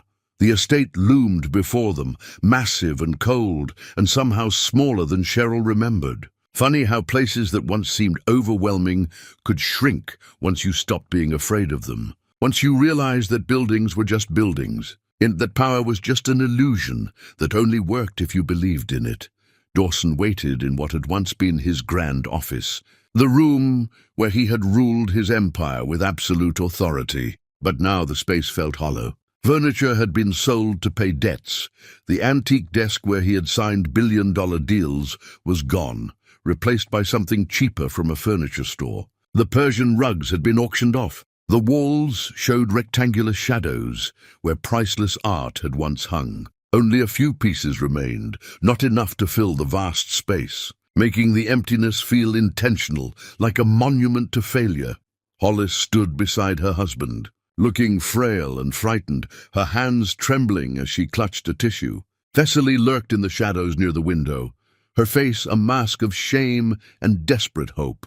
The remaining family members gathered like mourners at a funeral, because that's exactly what this was, the funeral of everything they had thought they were. Everything they had believed made them special. When Cheryl walked in, Laurie at her side, and their 12 colleagues forming a quiet wall of support behind them. Dawson's breath caught audibly in his throat. She looked so different from the frightened young woman who had walked down the aisle years ago, the woman he had tried so hard to break and destroy. Now she moved with absolute certainty, quiet power radiating from her like heat from a flame. She had survived every test and emerged not just intact, but transformed into something he could never have imagined. "Thank you for coming," Dawson said. His voice cracked with age and defeat and something that might have been genuine humility. Cheryl nodded but said nothing, moving slowly around the room like she was seeing it for the first time or perhaps for the last time. She looked at the portraits of Kappa ancestors still hanging on the walls.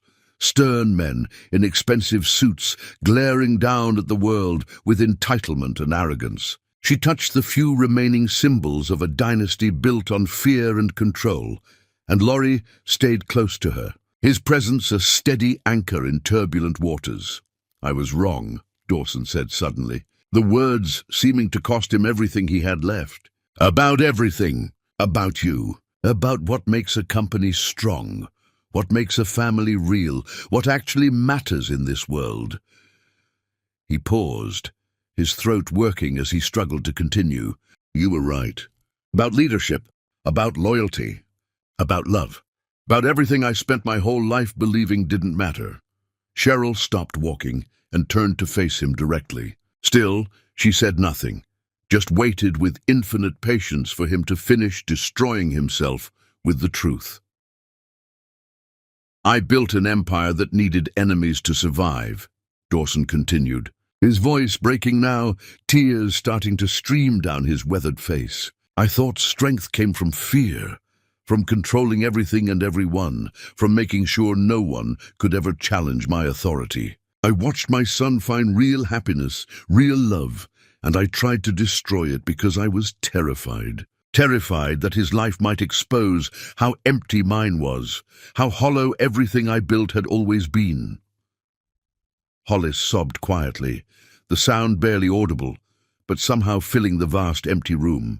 Thessaly stared at the floor like she wanted it to open up and swallow her whole. "What you built," Dawson said, gesturing vaguely at Cheryl and Laurie and the colleagues standing behind them like an honor guard. "It's everything I pretended mine was. Real loyalty that doesn't need to be bought.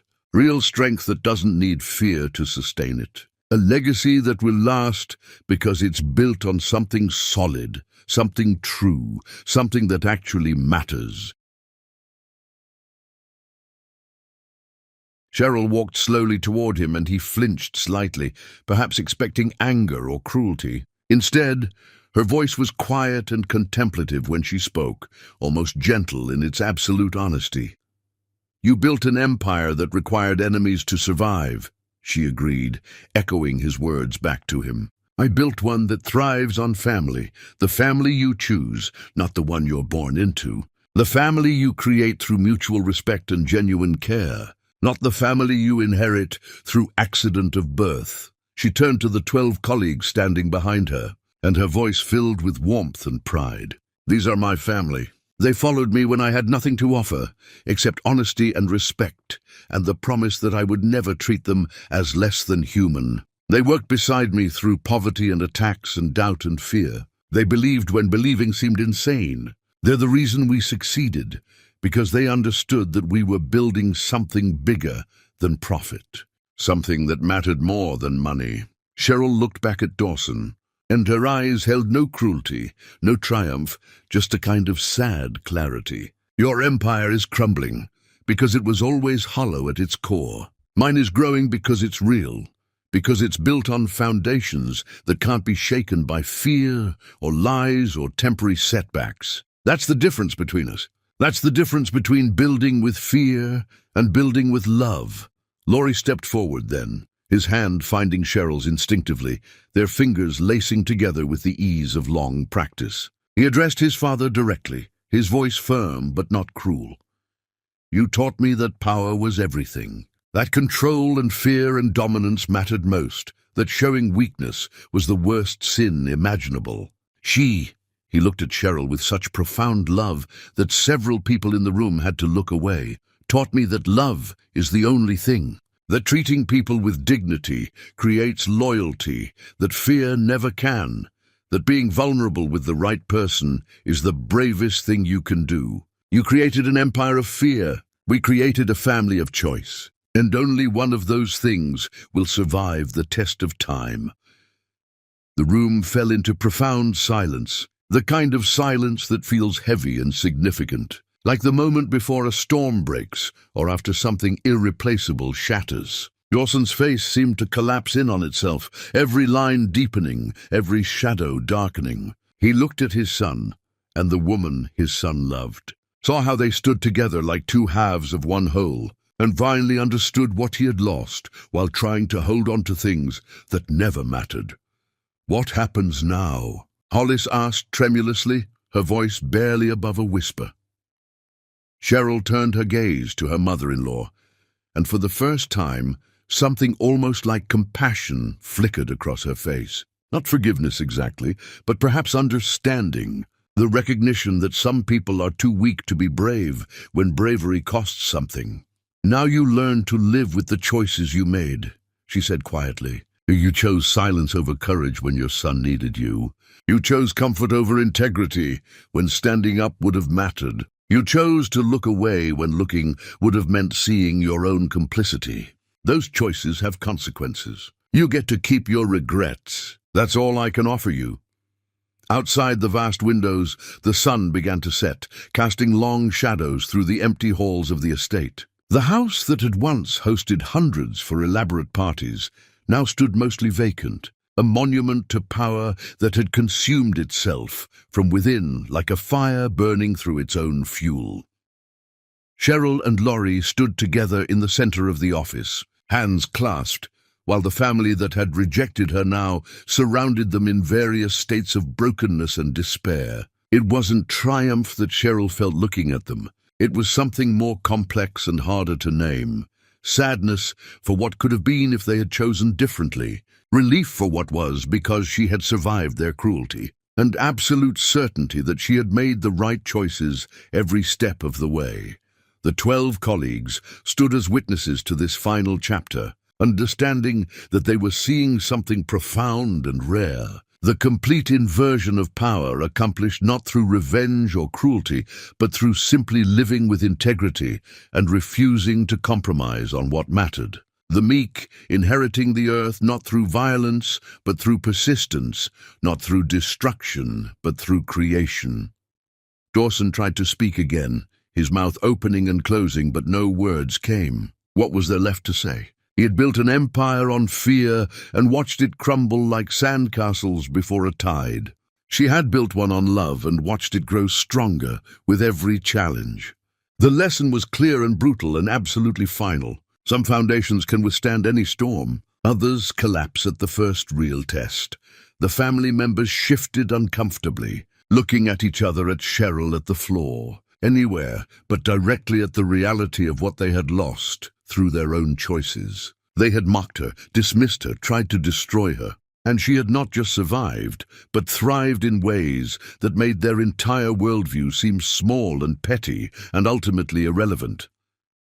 Cheryl took a deep breath, preparing to say the words that would either end this story or transform it into something unexpected. She looked at Laurie, and he nodded slightly, trusting her completely, supporting whatever choice she was about to make. I have something to say, Cheryl said quietly, her voice cutting through the heavy silence like a knife. And you will listen to every word. Chapter 10. The Empire rises from ashes. Forgiveness is not weakness. It is the final power left to those who have already won everything. The Kappa family knelt before her in the grand hall. All of them. Even proud Dawson, lowering himself to his knees on the marble floor he had once walked across like a king. Hollis, Thessaly, the brothers and cousins and hangers-on who had built their identities on proximity to power that was now just memory. The 12 colleagues stood like silent sentinels behind Cheryl, a wall of loyalty and love that had been earned rather than inherited.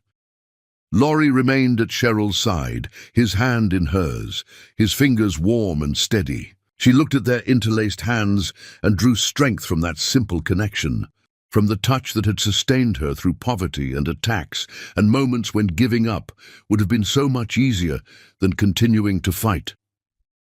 Cheryl walked forward slowly, her heels clicking against marble with a sound that echoed in the vast space. She stopped before Dawson, the man who had given her 5 minutes to clear her desk like she was garbage to be removed, who had tried to erase her from his son's life, who had weaponized every tool at his disposal to destroy her.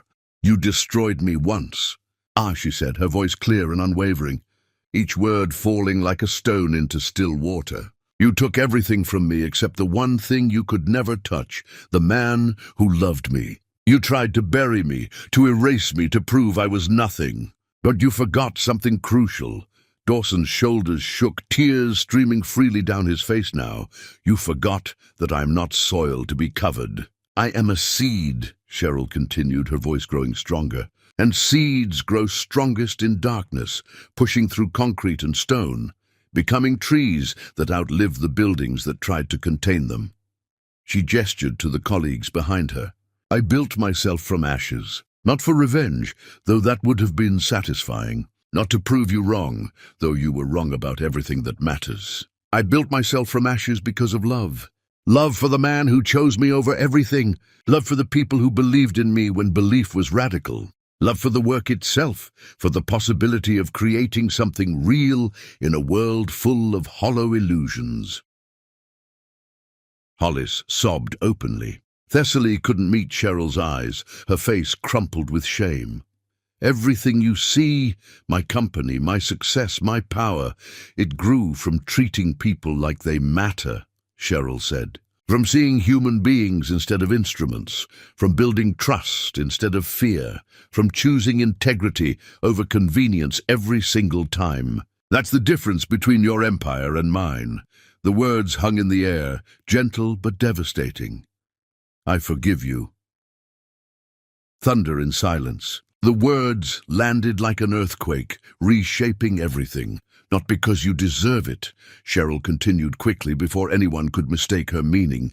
Not because it changes the past or erases the harm you caused, but because I am finally completely free. Your hate, your rejection, your cruelty, it has no power over me anymore. I'm not carrying it anymore. I'm setting it down and walking away.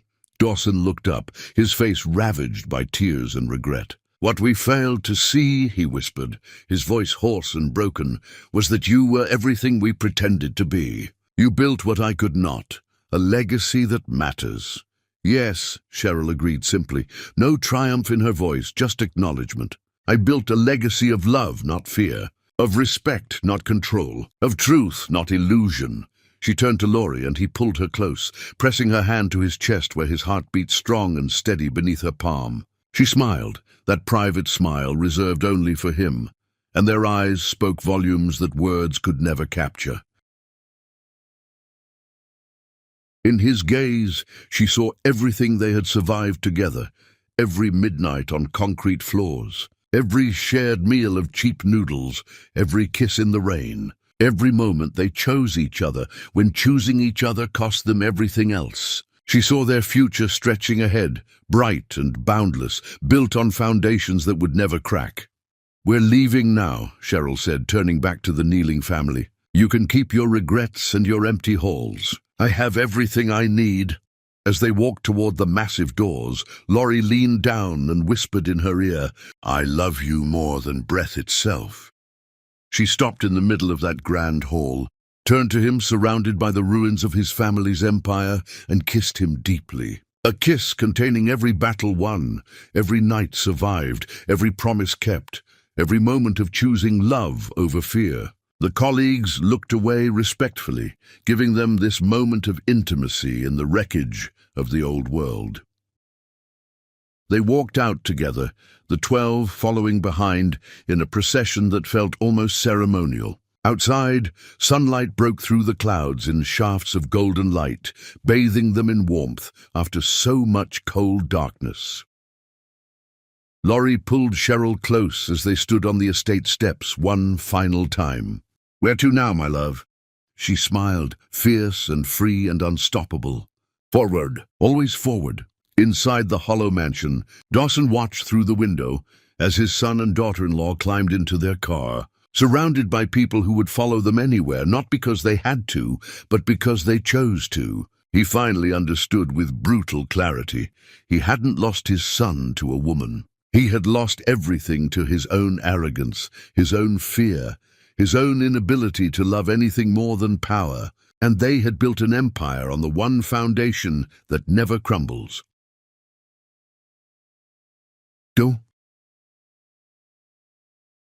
As their car disappeared down the long driveway, Cheryl leaned against Laurie's shoulder, feeling the warmth of his arm around her, the absolute certainty of his presence. They were driving toward a future built not on revenge or bitterness, but on the unshakable truth that two people who truly choose each other can conquer anything the world throws at them. "We did it," she whispered. We're still doing it," he corrected gently, kissing her temple.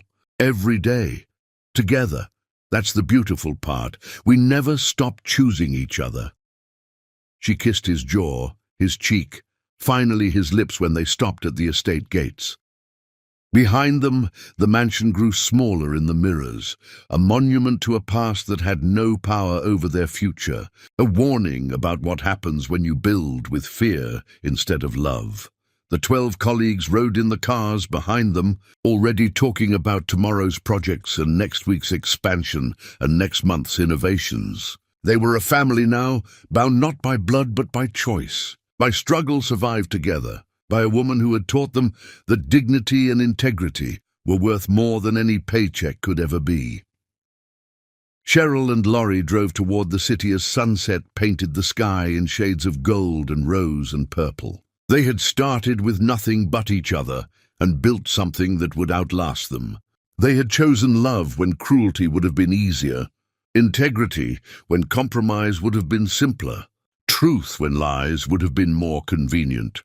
And they had won in the way that really mattered. They had become exactly who they wanted to be. Unbroken by hatred, unbowed by adversity, unstoppable in their commitment to each other and to building something real together. The end was just another beginning,